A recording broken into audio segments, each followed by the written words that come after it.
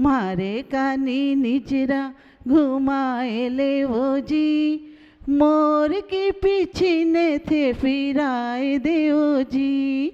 मारे कानी निजरा फिराए ले ओ जी, मारे कानी निजरा घुमाए ले ओ जी, मोर के पीछे ने थे फिराए देव जी।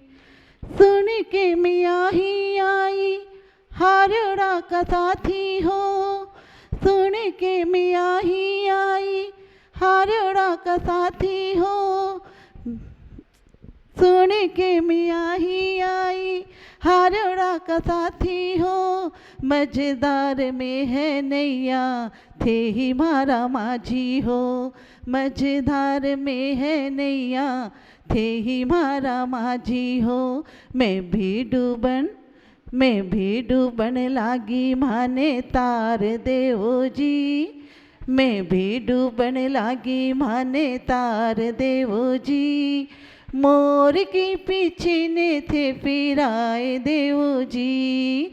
मारे कानी निजरा घुमाए ले ओ जी, मोर के पीछे ने थे फिराए देवो जी। नमोस्तु गुरुदेव। अब मैं गुरुवर से विनम्र निवेदन करता हूँ कि आप अपने मुखारबिंद से अमृतमय प्रवचन देकर हमारा जीवन धन्य करें। नमोस्तु गुरुदेव। ओम नमः सिद्धेभ्यः।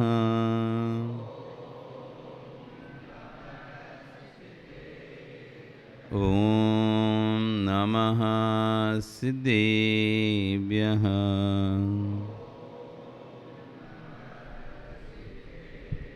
देवदेवं जीवनं नत्वा भवोद्भवविनाशिनं, भक्षेयं देशनाकाङ्क्षिन् मतिहीनोऽपि भक्तितः। नमो अरिहन्ताणं नमो सिद्धाणं नमो आयर्याणं नमो वज्रायाणं नमो लोये सव्यसाहुरं। बोले अनंत अनंत से परमेष्टि भगवानी की, आदिरम आदिनाथ भगवानी की, वर्तमान शासनी महावीर भगवानी की, आचार्य श्री कुंद कुंदेव स्वामी महाराज जी की, आचार्य कुलभद्र स्वामी महाराज जी की, आचार्य गुरु श्री विश्व सागर जी महाराज जी की, अहिंसा में विश्व धर्म की।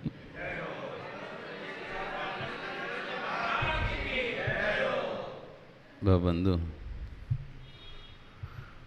वर्तमान शासन न्यायिक वर्धमान स्वामी के शासन में तीर्थंकर प्रमुख की चरण निष्ठा में बैठकर हम सभी यहाँ पर जिन देशना का श्रवण कर रहे हैं। कल यहाँ पर आचार्यगण अपनी देशना में कह रहे थे जिसका भाव विशुद्ध है, आचरण पवित्र है, वही बड़ा पुरुष है। धन से व्यक्ति बड़ा नहीं है, धन से व्यक्ति बड़ा नहीं है।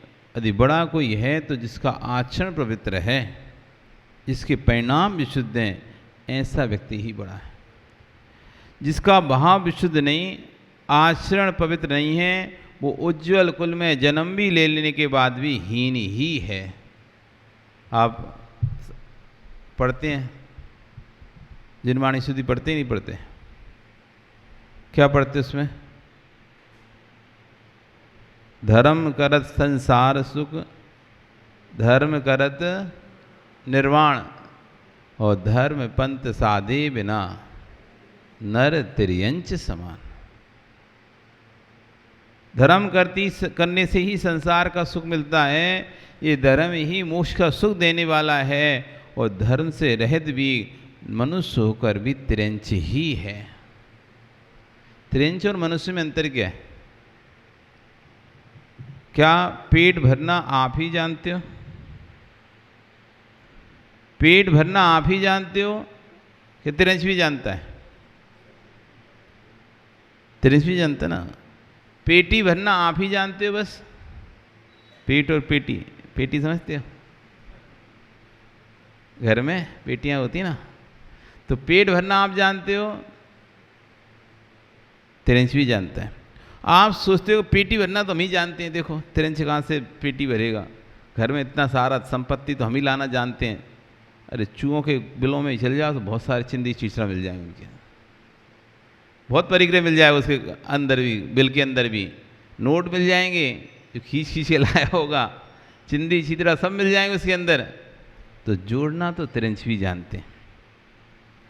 चींटियों के बिलों की, कभी चींटियों के बिल नहीं देखे, कभी आप जब चींटियों के बिल देखोगे ना, एक व्यक्ति ने चींटियों के बिलों में अंदर क्या होता है ऐसा जानने के लिए उनके जो बिल में कोई ऐसा पदार्थ डाला जो अंदर जाके जम जाता है, वैसे ही आकार ले लेता है। तो उस बिल में ऐसा पदार्थ डाला, बड़ा सा बिल था, उसमें डाला, उसके बाद उसको तोड़ा तो देखा कि अंदर पूरी जैसे घरों की रचना होती है इस तरह की रचना बनाई हुई है चींटियों ने। तो धन का संचय करना, परिग्रह का संचय करना वे तिरंज भी जानते हैं। सुंदर मकान बनाना भी जानते हैं तिरंज। बस अंतर है कि तुम्हारे मकान अलग होते हैं और उनके मकान अलग होते हैं, लेकिन उनके घोंसले होते ही नहीं होते। एक एक धागे से इतना गोल घोंसला बनाते हो, देखो आप नहीं बना पाओगे।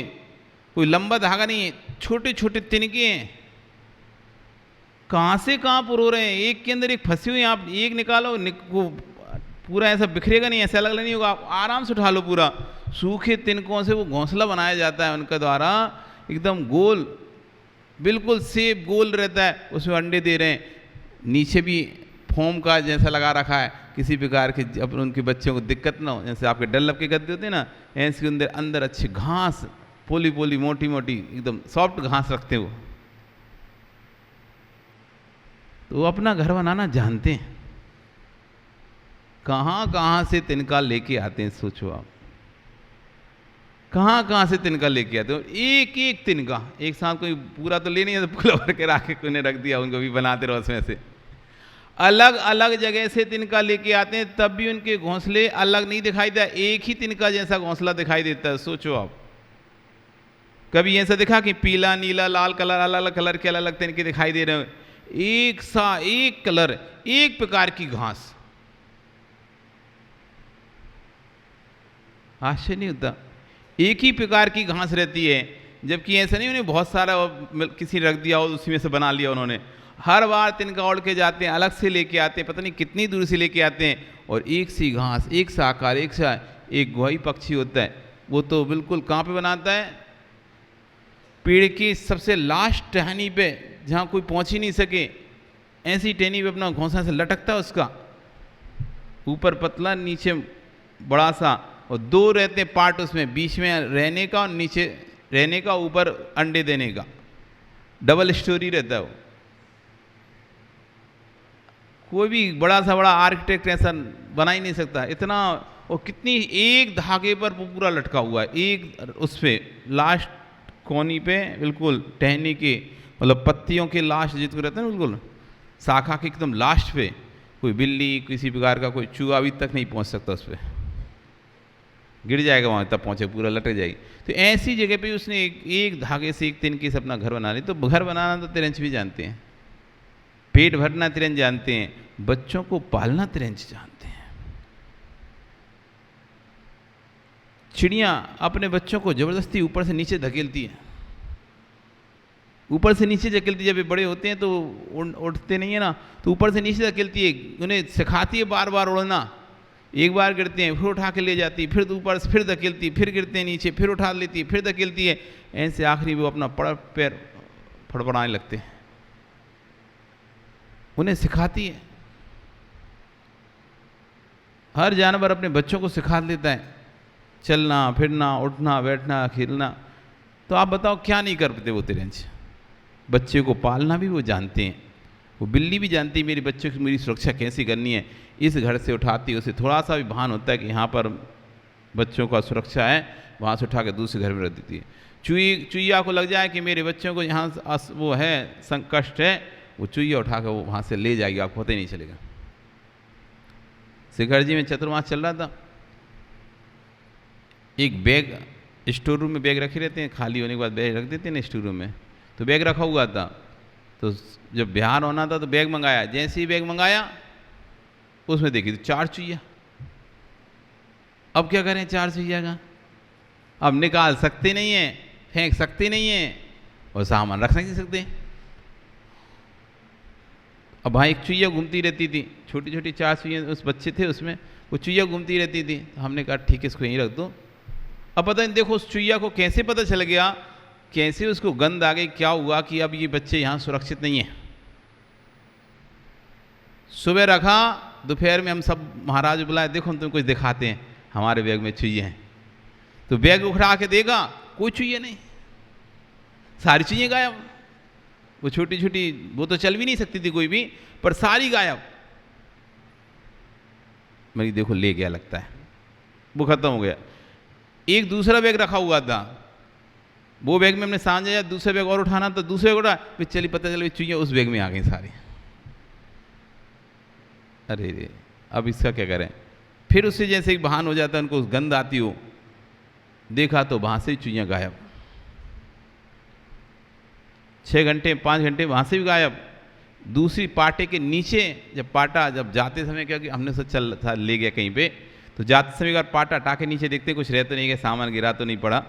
तो जब पाटा हटाया तो उस पाटे के नीचे चुईया भी। मतलब एक जानवर भी जानता है कि मुझे अपने बच्चों को कैसे पालना है। उसको भी जब खतरे का एहसास होता है तो वो भी सुरक्षित स्थान पर चला जाता है और अपने बच्चों को भी सुरक्षित स्थान पर ले जाता है। एक बिल्ली 2016 का समय था या 2015 का समय रहा हुआ। 2015 में इंदौर में एक मंदिर में जाकर रुके, 3 महाराज थे, मंदिर में जाकर रुके। वो बहुत दिनों से ऊपर का स्थान, नीचे मंदिर था और ऊपर बंद पड़ा हुआ था, तो वहाँ बिल्ली ने अपने बच्चों को जन्म दे दिया। अब जब हम लोग आए तो अब उसको तो डर लगा कि कहीं मेरे बच्चों को तो ये कुछ हानि ना कर दें। तो पहले वो वहाँ से अपने बच्चों को खिड़की में से उठा के मुंह में दबा दबा के नीचे मंदिर के नीचे जीने के नीचे रख दिए।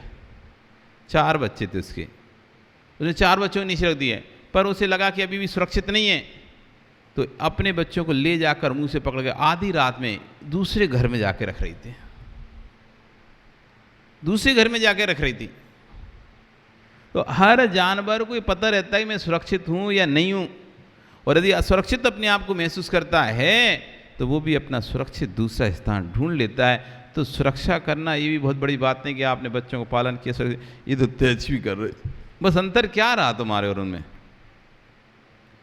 खाए पिए मर गए, खाए पिए मर गए, पैदा किए, बच्चों को जन्म दिया, खाया पिया, भोग करके मरण को प्राप्त हो गए। जैसे त्रियंच मर जाते हैं वैसे तुम मर गए। तो इसलिए आचार्य में गए नर त्रियंच समान, धर्म पंथ साधे बिना। यदि इस विश्व से धर्म नहीं कर पाया, संयम धारण नहीं कर पाया, चाँद को धारण नहीं कर पाया, तो नर त्रियंच समान, ये मनुष्य त्रियंच के समान ही है। तो कह रहे हैं उज्ज्वल कुल में जन्म लेने के बाद भी हीन ही है वो व्यक्ति जिसके पास ना तो विशुद्ध भाव है ना विशुद्ध आचरण है। विश्वास रखना ज्ञानियों, कर्म का कलंक तो मिट सकता है पर कुल में लगा कलंक नहीं मिट सकता। चारित्र में लगा कलंक नहीं मिटता, कर्म कलंक मिट जाता है। हे भरतेश, हे बाहुबली, आप दोनों भाई कर्म कलंक रहित हो चुके हो, लेकिन सगे भाई आपस में लड़े थे, वो कलंक आज तक नहीं मिटा। हे भैया भरत, आप तो ज्येष्ठ थे, शक्ति व सम्यक्त आपके पास था, चाय समेत की निधि को प्राप्त थे, तो आप छूट गए। परंतु जो भाई पर चक्ष चलाया था उसका जो कलंक लगा हुआ था वो आज तक नहीं छूटा।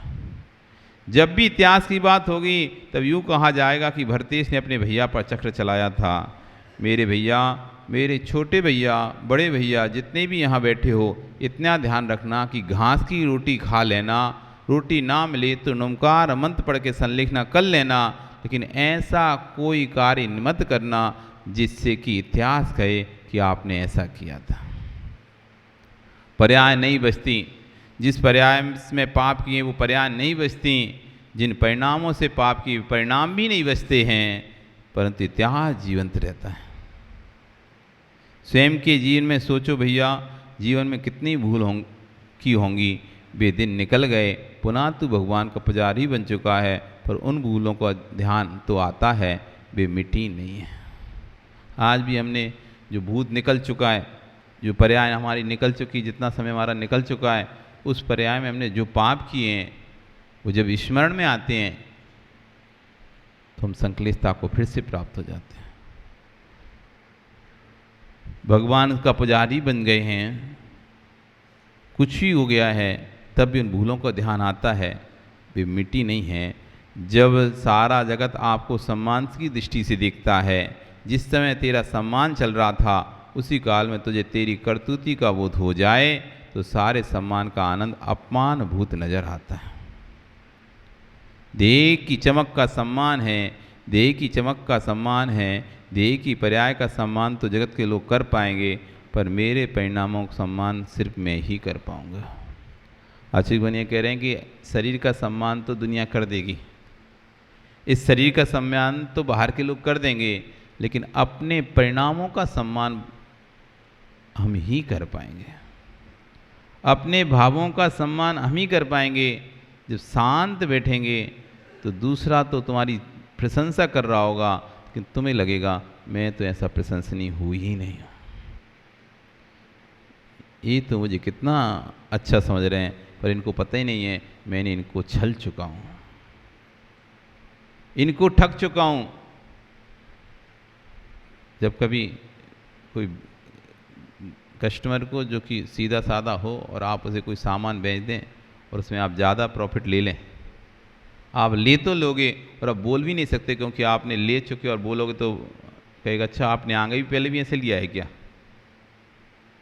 यदि आप कह दो कि हमने तुमसे इतना ले लिया, लेकिन अंदर में आपको कछोट रहा है, अरे यार इससे नहीं लेना था, ये तो अपना रेगुलर वाला व्यक्ति था, लेकिन बोल इसलिए नहीं पा रहा है कि इसको ऐसा ना हो कि हम आगे भी इसी तरह से लेते आए और ये टूट ना जाए, छूट ना जाए, तो इस चक्कर में हम बोल तो नहीं पा रहे उससे, लेकिन हाँ अंदर ही अंदर इस बात का फील तो हो रहा है हमने इसे ठग लिया।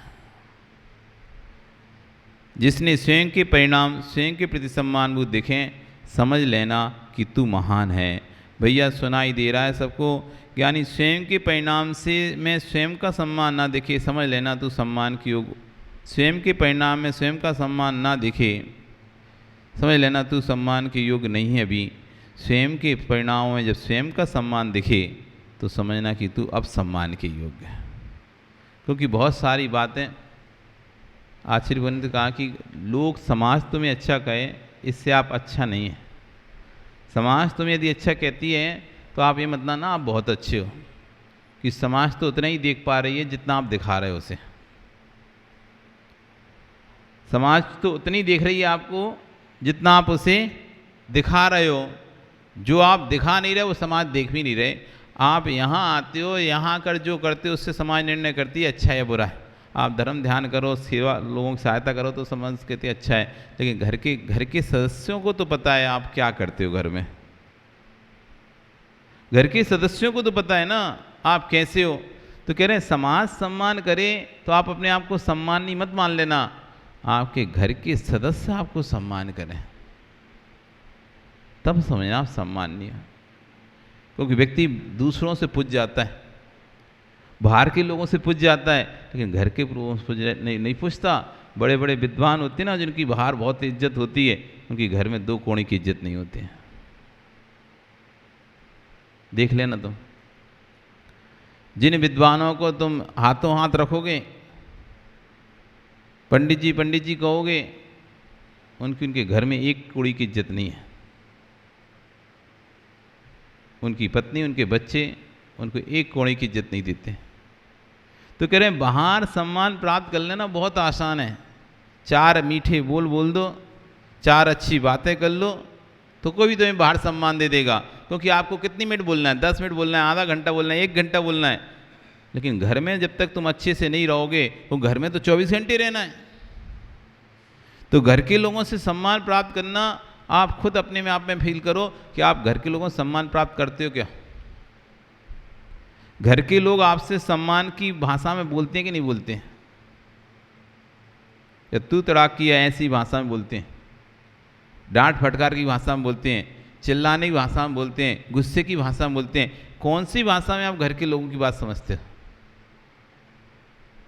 आप घर में एक अलग ही सम्मान होता है व्यक्ति का, अरे भैया आ गया, चलो चलो चलो, उसकी बात मानेंगे, वो जो कहेगा वो ही करेंगे। ऐसा सम्मान घर में मिलता है क्या? समाज में तो आप लड़कर झगड़कर अपनी बात मनवा लेते हो, समाज में तो लड़कर झगड़कर उपद्रव कर कर अपनी बात मनवा लेते हो, लेकिन क्या ऐसे ही अपने घर में बनवा पाते हो? घर में तो भीगी बिल्ली बनना पड़ता है, चुपचाप रहते हो। क्यों? घर में आपकी अपोजिशन नहीं है।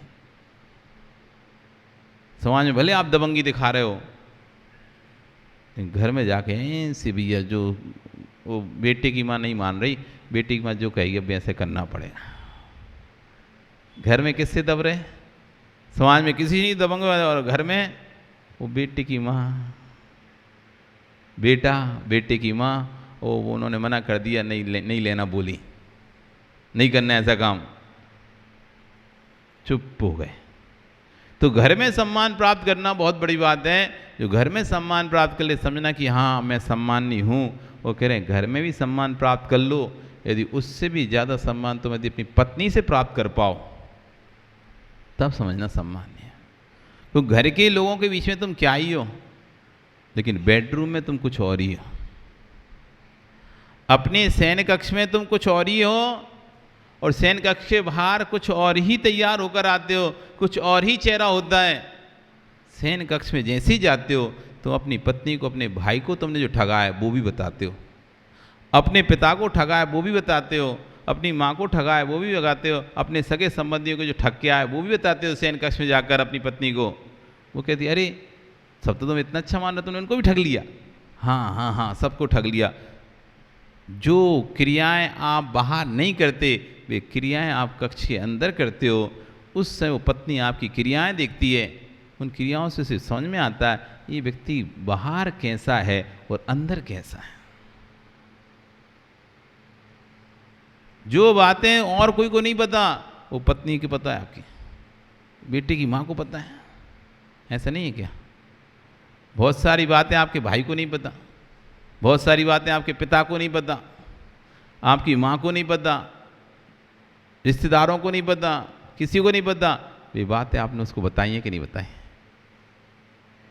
किस किस व्यक्ति से आपके कैसे कैसे संबंध थे, शादी के पहले आपने क्या क्या किया था, क्या क्या नहीं किया था, किन किन से रिश्ता जोड़ा था, संबंध जोड़ा था, ये सब आपने उसको बताया कि नहीं बताया?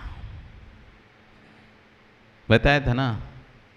उसको पता है कैसी है ये, इनका कैरेक्टर कैसा रहा है, ये पहले कैसे थे, अभी शादी के बाद बदले हैं।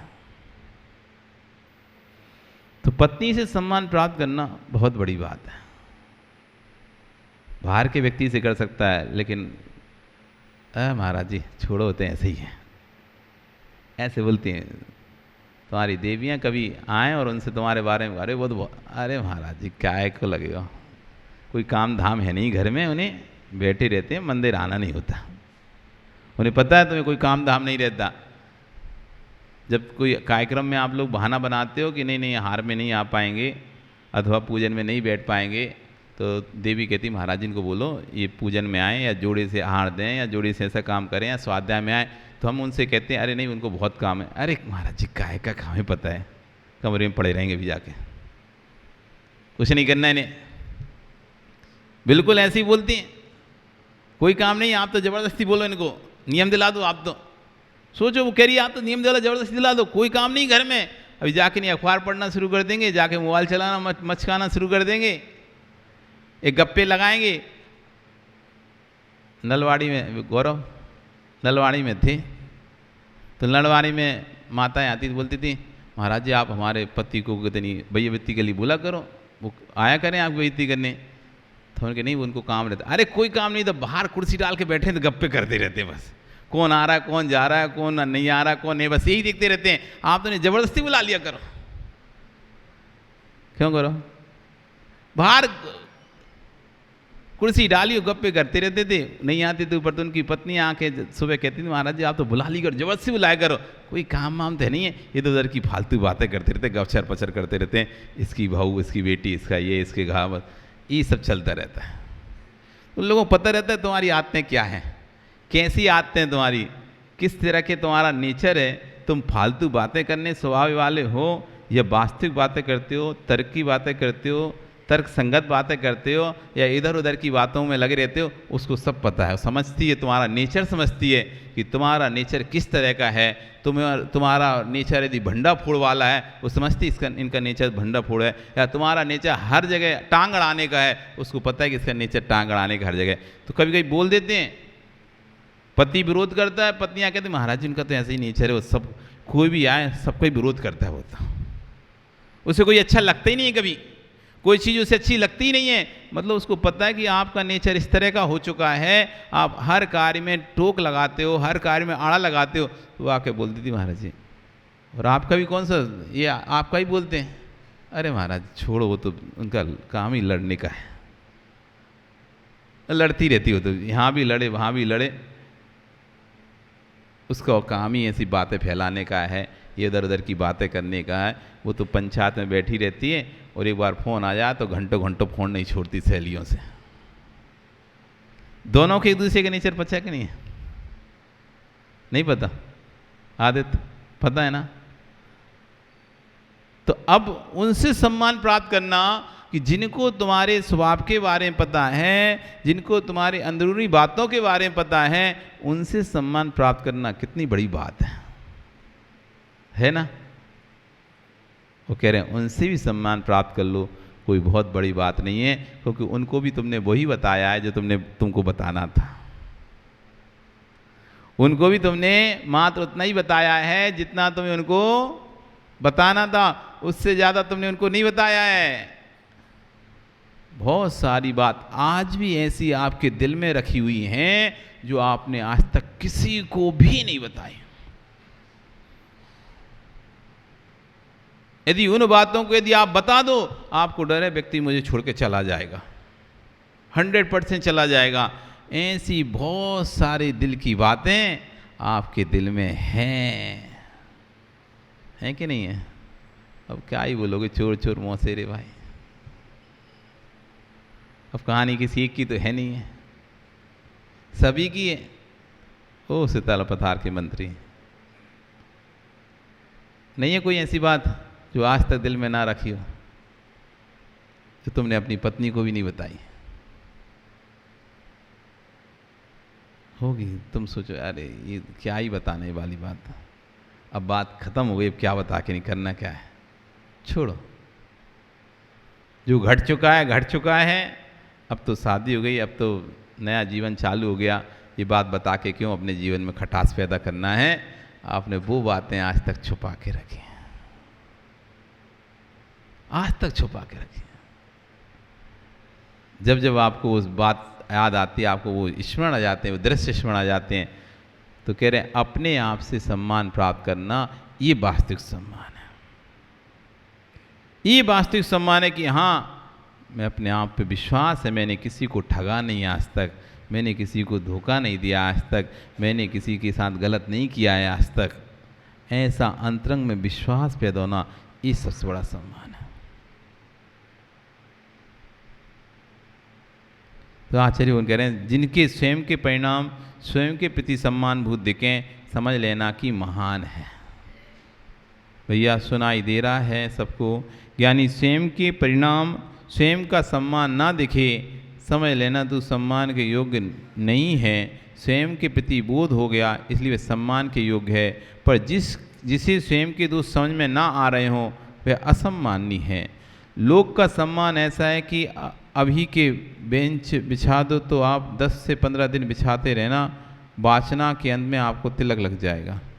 लोक का सम्मान तो ऐसा है कि आप 10 दिन यहाँ चटाई बिछाना शुरू कर दो, रोज आकर मंदिर में चटाई बिछाओ, लोगों को बैठने की व्यवस्था करो। 11वें दिन सुभाष जी कहेंगे अरे बहुत मेहनत करता है व्यक्ति, सुबह से आता है और चटाई बिछाता है, लो मिल गया सम्मान। कितनी देर लगी लोग का सम्मान प्राप्त? 10 दिन कोई मेहनत कर दे, यहाँ पर आके 11वें दिन आप सम्मान करोगे नहीं करोगे? कर लोगे ना? लोग का सम्मान ऐसा है, 10 दिन आप मेहनत करो, 10 दिन ये चिटाई बिछाओ, देखना 11वें दिन बीकम जी गए भैया इनका इसका सम्मान होना चाहिए। क्यों? अरे ये 10 दिन से रोज़ सबकी सेवा कर रहा है, ये रोज़ चिटाई बिछाता है, आता है पहले से, और पहले से आके सब चिटाई मिटाई बिछा के इकट्ठा कर देता है। तो कह रहे हैं लोग का सम्मान तो 10 दिन में प्राप्त कर सकते हो आप, कोई बहुत बड़ी बात नहीं लोग का सम्मान प्राप्त करने में। 4 अच्छा काम कर दो लोगों के बीच में रह के, उनकी थोड़ी मदद कर दो, वो व्यक्ति आपका सम्मान कर देगा। कहीं भी चले जाओ, किसी समाज में चले जाओ, आपको कोई नहीं भी जानता हो ना, आप और आपको अपना सम्मान कराना है, आप उस समाज का काम करना शुरू कर दो। उस समाज की आप जहाँ हॉल और प्रवचन होता है वहाँ आप उठा के टेबल लगाना शुरू कर दो। 8 दिन टेबल लगाओगे, 9वें दिन वहाँ का जो मंत्री होगा, अध्यक्ष होगा, तो बुला के भैया ये कहाँ से आया, बाहर से व्यक्ति आया है, और देखो कितना गुरु भक्त है, रोज़ सबको श्राप के लिए टेबल लगाता है। आप कहीं चले जाओ, आप पूजन की थालियाँ लगाना शुरू कर दो। 4 दिन पूजन की थालियाँ लगाओगे, लोग कहने लगे, पुजारी के अरे यार ये तो बहुत मेहनत करता है सुबह से आके, तो सम्मान मिल जाएगा। मतलब आपको आपकी पहचान मानने की जरूरत नहीं कि सम्मान के लिए, आप 4 दिन अच्छा काम कर दो, समाज के लोग तुमको अच्छा देख कर सम्मान कर देंगे। कह रहे हैं 10-15 दिन में ही आपको सम्मान मिलना प्रारंभ हो जाएगा। इसने बहुत सहयोग किए। शरीर की साधना तो लोक में दिखाई देती है, शरीर की तपस्या तो लोक में दिखाई देती है, पर भावों की तपस्या निज लोक में दिखाई देती है। इसलिए आचार्य शुरू से इनका एक जो हमारा सब्जेक्ट चल रहा था, पॉइंट चल रहा था, साधना का साध्य निश्चित होना चाहिए। हमारा क्या चल रहा था हमारा फिक्स से?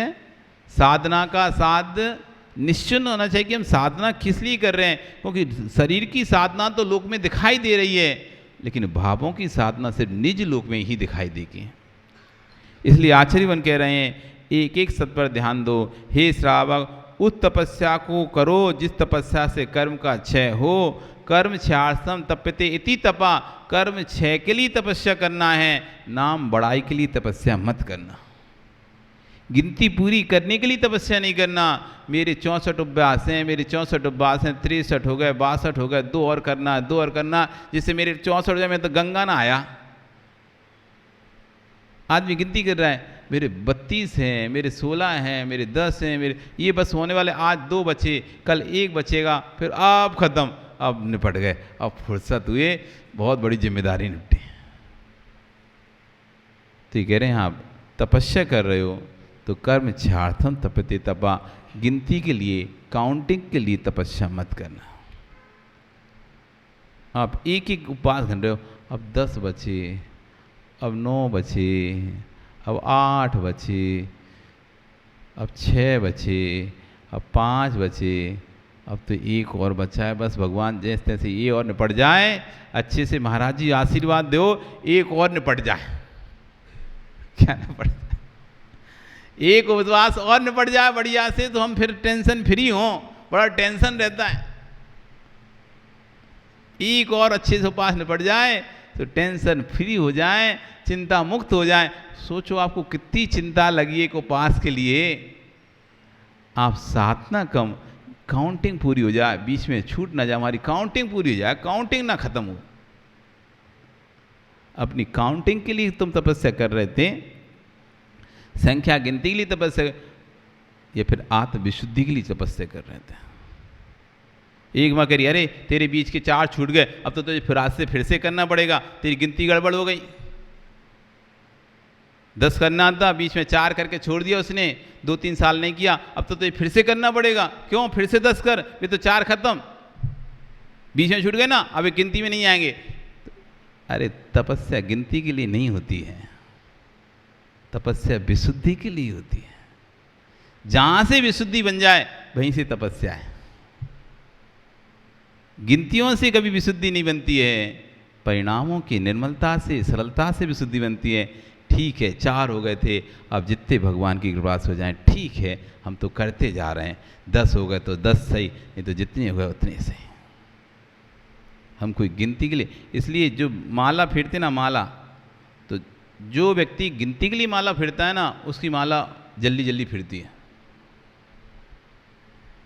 21 माला फेरना है आज हमको, 11 माला फेरनी है, तो टाइम देखिएगा और इतना हो गया, जल्दी जल्दी जल्दी जल्दी फेरेगा। क्यों? 11 पूरी करनी ना, काउंटिंग के लिए माला कर रहा है, उसको समय देखिएगा और जल्दी जल्दी फटाफट चलेगा, क्या फेर रहा है क्या नहीं फेर रहा। मतलब कोई भी माला ऐसे फास्ट फेरेगा, क्यों? 11 माला पूरी करनी है, तो उसका मन लगेगा ही नहीं, किंचित मात्र मन लगेगा नहीं माला फेरने में। उसको बस देखेगी 5 हो गई, अब 2 और फेर लें, 7 हो गई, आज इतना ही फेरना है 7 माला। तो गिनती के लिए जब माला फेरता है तो उसका मन 1% भी माला में लगता ही नहीं है, क्योंकि उसका पूरा ध्यान किस में रहता है? गिनती में रहता है। 108 हुए कि नहीं हुए, बार बार उंगली देखेगा, अच्छा ये रह गया, अच्छा एक कितने, अभी 2 बार और, अभी 2 और पढ़ना है, अभी तो 18 बार और पढ़ना है, 20 बार और पढ़ना है, 50 बार और पढ़ना है। मतलब पूरा जो ध्यान है पढ़ते समय कहाँ पर जाता है? काउंटिंग में नहीं जाता है। माला भी आप जब फेरते हो ना, और रह गई, तो आधी रह गई फेरते फेरते बीच में माला देखने लगते हो, अभी आधी बाकी बची है, और तो समय भी नहीं दिखाई दे रहा, माला भी आधी बची है। तो पूरा ध्यान तो आपका काउंटिंग में रहता है कि काउंटिंग छूट ना जाए, काउंटिंग भूल ना जाए, ये माला गिर ना जाए हाथ से, कहीं मोती, अब मान लो गिर गई माला, अरे यार क्या करें हम बोले, अब कहाँ से फेरें, चलो एक काम कर, इधर से चालू कर दे फिर से। मतलब कितना विकल्प रहता है। जब जब हम काउंटिंग करते हैं, जब जब हम गिनती करते हैं, उस समय आप देखो आप कितनी देर के लिए आपने माला मन लगाए। आपको बस लगे एक मोती सरकाना, जैसे ही आपको लगता है ना हमने 1 9 बार 9 का, तो आपको अंदर से फटाक से एक मूर्ति सरका, और नहीं सरका पा, अरे यार मोती तो रह गए सरकाना, अब की बार 2 सरका दे रहे, पिछली बार का 1 और इस बार का 1 2 सरका, एक बार नहीं सरका पाए ना, भूल गए, जल्दी फिर रहते फिरते फिरते भूल गए, नहीं ध्यान रिया, तो आपको याद, अरे मोती सरका नहीं, अपने 4 फेर ली, 1 2 3 4, हाँ ठीक है, अब यहाँ से चालू कर। तो पूरा ध्यान हमारा है किस में? माला फेर, क्योंकि हम गिनती पर ही ध्यान दिए हैं, हम जाप पर तो ध्यान दिए ही नहीं है। और जाप पर ध्यान देते, दोनों हाथ खाली है, गिनती है ही नहीं है, जितनी देर मन लग रहा है उतनी देर जाप कर रहा हूँ, जितनी देर मन लगेगा मेरा उतनी देर में भगवान की जाप करूंगा। अब जब गिनती है ही नहीं है तो ध्यान गिनती पे जाएगा ही नहीं। ऐसे हम व्रत भी कर रहे हैं, जितना विशुद्धि जब तक है, जब तक मैं व्रत कर रहा हूँ, खत्म काम, अब गिनती काउंटिंग है ही नहीं है, चल रहा है काम। गिनती वाली मालाएं कभी विशुद्धि को नहीं दे सकती। जो बिना गिनती की मालाएं हैं, जो आप आंख बंद करके दोनों हाथों को फ्री करके बैठे हुए, चला नहीं रहना, ऐसी बस बैठ गए आप दोनों हाथों को, और अब आप जाप करो नमोकार की। अब आप नमोकार का माला फेरो, जितनी फिर जाए उतना फेर लो, जितनी गिनती है ही नहीं कि 108 बार में एक बार होगी, आप तो बस जाप कर रहे हो ना, हमारा कोई काउंटिंग ही नहीं है। जितनी देर अच्छे से मन लगा उतनी देर आपने माला फेरी, मन नहीं लगा भगवान का नाम लेके उठ के चले गए, बस। आ रहा कसम है असो। तो कर्म 6 से तपती थी तपा, जो कर्म 6 के लिए तपा जाता है उसे का नाम तप है, और जिसमें कर्म 6 का लक्ष्य नहीं है वह ज्ञानी तपस्या को प्राप्त नहीं होता है। चक्रवर्ती भी 8 उपवास करता है, नारायण भी उपवास करता है, जब दिग्विजय के लिए निकलते हैं। ये राज तप है, राशि तप है, और कहीं अपनी इच्छा की पूर्ति ना हो तो लोग चौराहे पर बैठकर अनशन भी करते हैं। हे ज्ञानी, ये हड़ताल है, भूख हड़ताल है। कोई व्यक्ति यूँ कहे कि मेरी इच्छा पूर्ति नहीं हो रही है इसलिए मैं उपवास किए लेता हूँ, ज्ञानी उपवास ही करना था तो इच्छा से रहित होकर करता तो अनशन तप हो जाता। ये तो तू साकांक्षा से कर रहा है, इसलिए परिग्रह है। नोट कर लो ये बात कि मेरा आप इच्छा पूरी नहीं कर रहे हैं इसलिए आज हम खाना नहीं खाएंगे, और आपने उपवास कर लिया, तो ये तो आपका परिग्रह ही हो गया। उपवास भी किसके लिए कर रहे थे? इच्छा पूर्ति के लिए कर रहे थे। आप मिजाज बन के कहीं किसी शहर में पधारे, आपने कहा पंडित जी मैं आया हूँ और मेरे लिए धानुष्ठान होना चाहिए, और यदि आपने धार्मिक अनुष्ठान नहीं कराया तो कल मैं आहार नहीं करूँगा। तो कह रहे हैं समाज विषमता में निर्णय कर, तब तक मेरा उपवास है। हे स्वामी, क्यों स्वपर्ण के परिणाम हिंसा कर रहे हैं? लोग कहेंगे महाराज ने तो ठीक किया, धार्मिक अनुष्ठान के लिए किया, अच्छा ही तो किया है। हाँ, लोग की आंखें बहुत अंधी हैं, खुली आंखें भी अंधी हैं, वो जितने भी अनिष्ट हुए खुली आंखों से हुए हैं। लोग कहेगा अच्छा किया, लेकिन कर्म कहेगा तुमने जो उपवास किया है वो कर्म इच्छार्थम नहीं था, इच्छा की पूर्त्यार्थम था। इच्छा की पूर्ति करनी थी, हमें ऐसा काम कराना है, इसलिए हमने उपवास कर लिया।